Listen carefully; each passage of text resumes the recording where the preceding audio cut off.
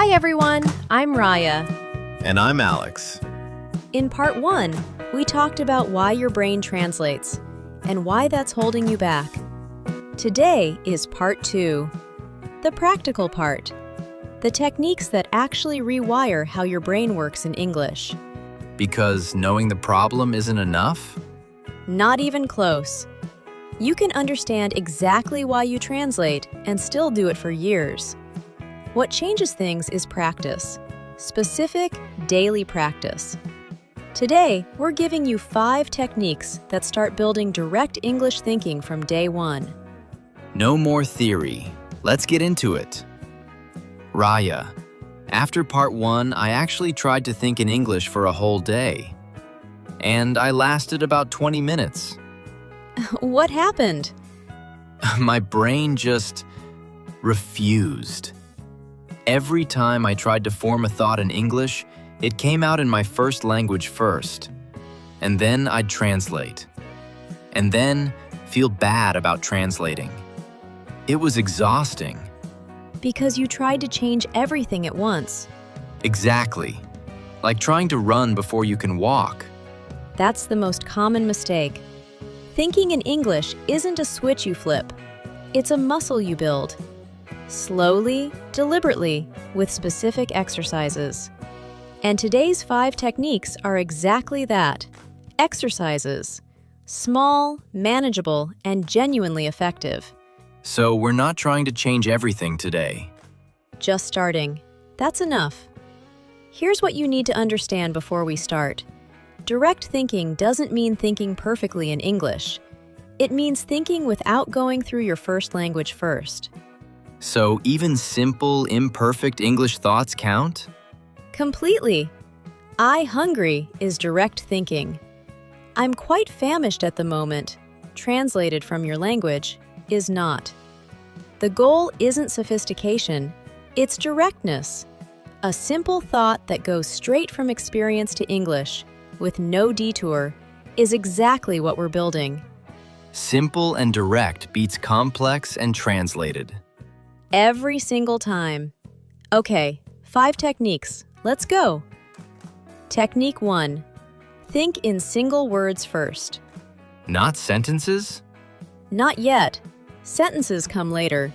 Start with single words. Look around you right now. Name everything you see in English.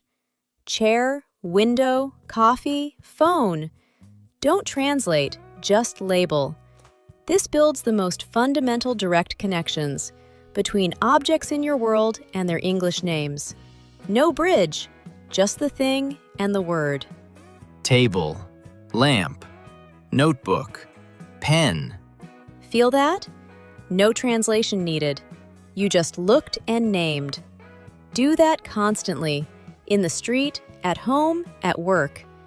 Every object you can name directly in English is one less translation your brain needs to do. So you're basically building a direct vocabulary, word by word. And it's faster than it sounds. Most people find that within a week of doing this, their brain starts labeling automatically, without trying. That's the direct connection forming. Technique 2. Describe, don't translate. What does that mean in practice? When you can't find the English word for something, don't go to your first language to find it. Describe it in English instead.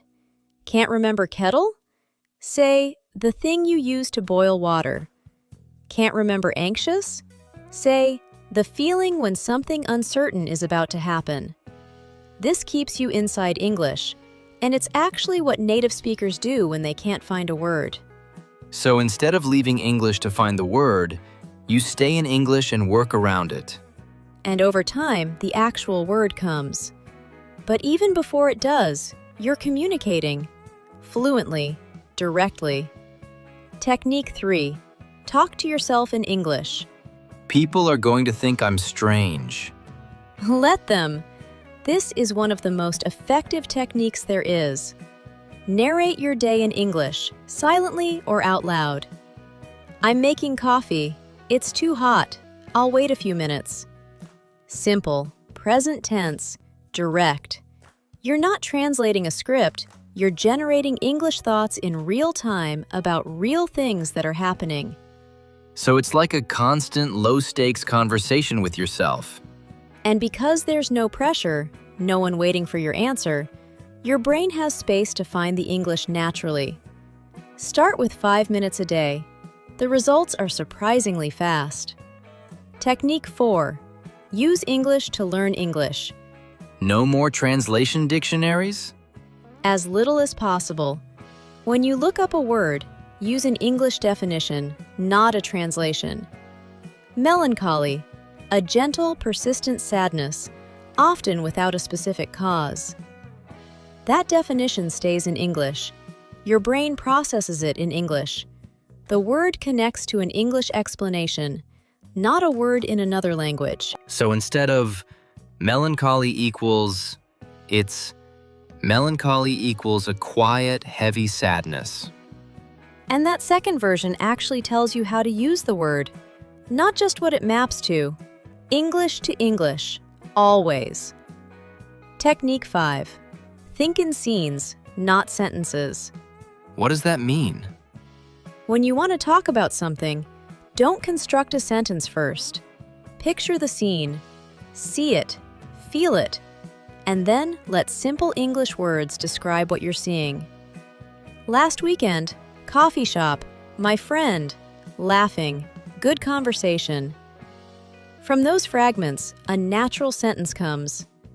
I had coffee with a friend last weekend. We talked for hours. So the image comes first, and the English follows the image. Not the other way around. Most learners try to build a sentence in their head and then speak it. But native speakers think in experiences and let language describe them. That's the direction we're trying to move in. Experience first, language second. Stop building sentences. Start seeing moments. And let English describe what you see. Here's how to actually use these 5 techniques without overwhelming yourself. Because trying all 5 at once probably won't work. It won't. Pick one, just one, and do it for a week. If you're a visual person, start with technique 1. Label everything around you. If you talk to yourself already, try technique 3. Narrate your day. If you're studying vocabulary, switch to technique 4. English definitions only. One technique, 1 week. Then add another. By the end of a month, you'll have 4 or 5 new habits running quietly in the background. And you'll notice something changing. Not dramatically, gradually, but the translation will start feeling slower than the direct thought. And that's when you know it's working. The direct path starts feeling easier than the detour. That's exactly the moment everything shifts. Raya, let me show you these techniques in action. Same situation as part 1. Someone asks what I did last weekend. But this time I'm using technique 5. Think in scenes. Go ahead. Picture the weekend first. Saturday morning, farmer's market with a friend. Really crowded. We found this amazing cheese stall. Spent way too long there. And how did that feel compared to translating? Faster. Much faster. I wasn't building sentences, I was just describing what I could see in my head. And notice, you used completely natural English. Really crowded. Amazing cheese stall. Spent way too long. None of those were translated. They came directly from the experience. Because I wasn't trying to be grammatically perfect. I was just describing a picture. And that's exactly what fluency sounds like. Not perfect constructed sentences. Vivid, direct description of real experience. Oh, and I couldn't remember the word for the thing they wrap cheese in. So I just said, the paper they use to wrap food. And did the conversation stop? Not at all. She knew exactly what I meant. Describe, don't translate. It works every time. Here's what I want you to remember. These 5 techniques aren't about becoming a different kind of learner. They're about becoming a more direct one. Every time you label something in English, you're building a connection. Every time you describe instead of translate, you're staying inside the language. Every time you narrate your day, you're generating real English in real time. Small habits, big changes over time. And the beautiful thing is, you can start any of these today, right now. Look around. Name 5 things in English. That's already technique 1. That's already the beginning. It starts that small, and it grows from there. Every direct thought is one less translation. Start counting them. Now we want to hear from you.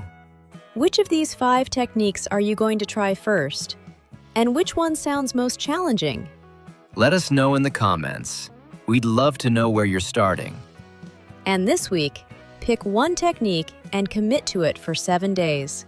Just one. Technique 1 if you want something simple. Label everything around you in English. Technique 3 if you want something more immersive. Narrate your day. 7 days.